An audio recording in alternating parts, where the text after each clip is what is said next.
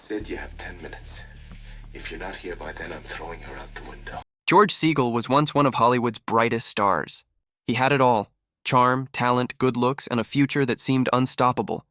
In the 1960s and 1970s, his name appeared beside legends like Elizabeth Taylor and Glenda Jackson. He was nominated for an Oscar, won 2 Golden Globes, and earned over $1 million per movie, a huge amount at that time. But behind the shining success, George's life was filled with quiet battles, emotional wounds, and painful regrets. In 1978, he made one choice that would change everything. He was supposed to star in the romantic comedy 10 by Blake Edwards, a film that would later become one of the biggest hits of the decade. On the first day of filming, George simply didn't show up. That decision cost him the role, a $270,000 lawsuit, and his place in Hollywood's spotlight. Years later, his widow, Sonia Segal, revealed that in his final days, George finally confessed the truth about the sadness and guilt that haunted him for decades. His confession wasn't about fame or failure. It was about peace, love, and the price of regret. George Segal Jr. was born on February 13, 1934, in New York City. He grew up in Great Neck, a quiet town on Long Island, as the youngest of 4 children in a Jewish family. His grandparents had emigrated from Russia, hoping to find a better life in America. But George's childhood wasn't easy. He faced anti-Semitic bullying and cruel teasing from other kids. Once, he was pushed down a flight of stairs, and another time, car tires outside his temple were slashed. These early experiences taught him resilience, but also left emotional scars. When George was just 13 years old, his father died suddenly. That loss changed everything. He and his mother, Fanny, moved back to New York City, where money was tight, but hope still lingered. His father's death left a hole that George tried to fill with art, humor, and music. Around this time, he picked up a small red ukulele that a friend showed him. That simple instrument sparked a lifelong love for music. Later, he switched to the banjo, the instrument that would follow him throughout his life and even into his final TV roles. George's education shaped much of who he became. He attended the George School, a Quaker boarding school in Pennsylvania, where he first met a kind and thoughtful girl named Sonia Schultz, the same woman he would later marry more than 50 years later. After graduation, George briefly attended Haverford College but soon joined Columbia University, where his energy and creativity began to shine. He led a jazz band called the Red Onion Jazz Band, performing across New York City and even at his own wedding in 1956. His passion for performance grew stronger each year. After serving in the U.S. Army during the Korean War, George studied acting under Lee Strasberg and Uta Hagen at the famous Actors Studio. Those teachers were known for their tough, method acting training, which broke actors down emotionally before rebuilding them stronger. George took that lesson to heart. His early years on Broadway gave him confidence, and soon he was discovered by Columbia Pictures. They signed him to a 5-year contract, and in the early 1960s, his Hollywood journey officially began. In the 1960s, George Segal's career exploded.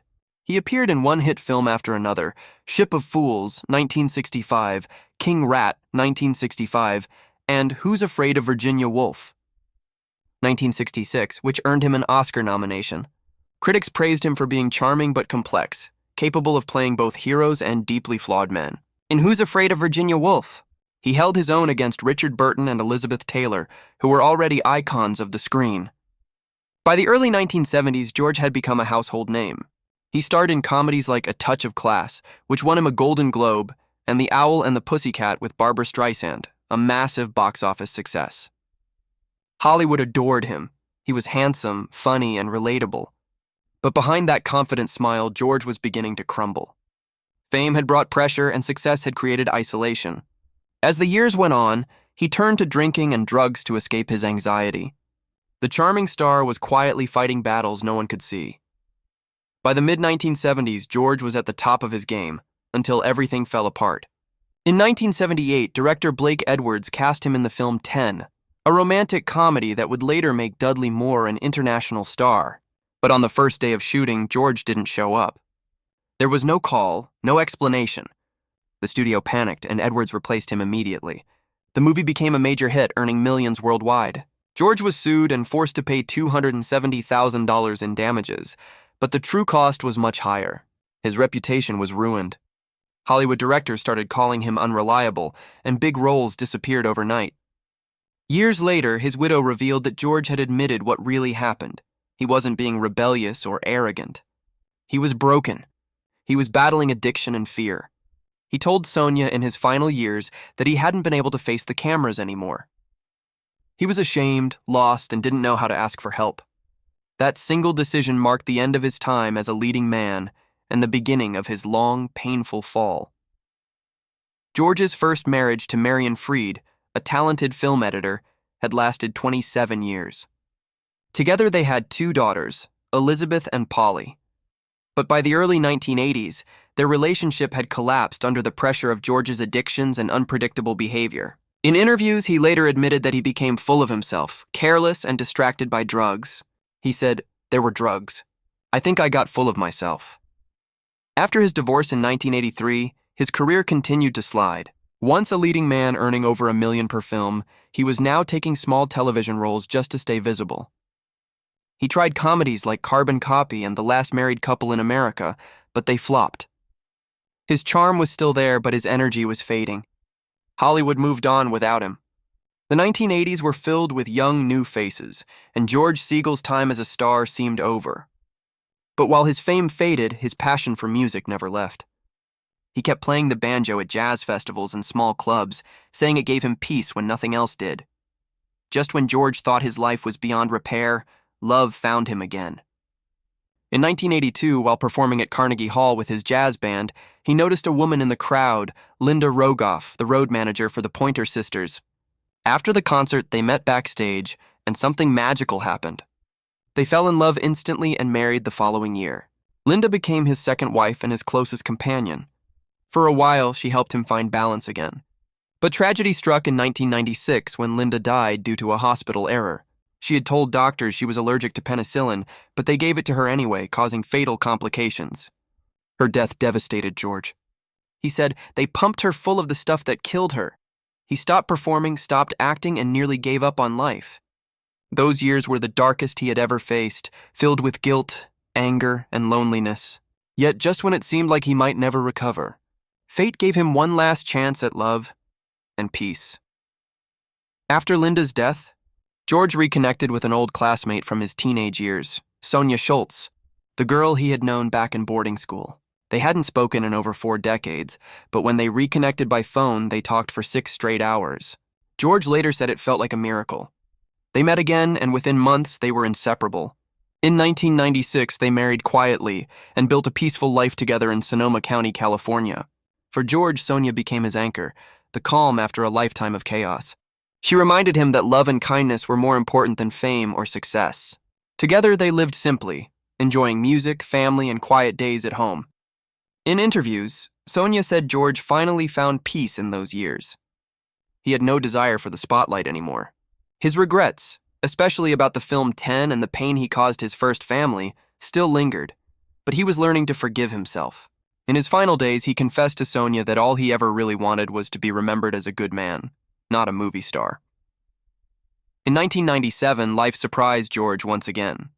He was offered a role in a new TV sitcom called Just Shoot Me, playing Jack Gallo, a confident magazine publisher with a warm but mischievous personality. The show became a huge success and ran for 7 seasons. For the first time in years, George was back in the public eye, but this time it felt different. He was older, wiser, and far more humble. Fans loved him for his wit and charm, and his co-stars adored his humor and kindness on set.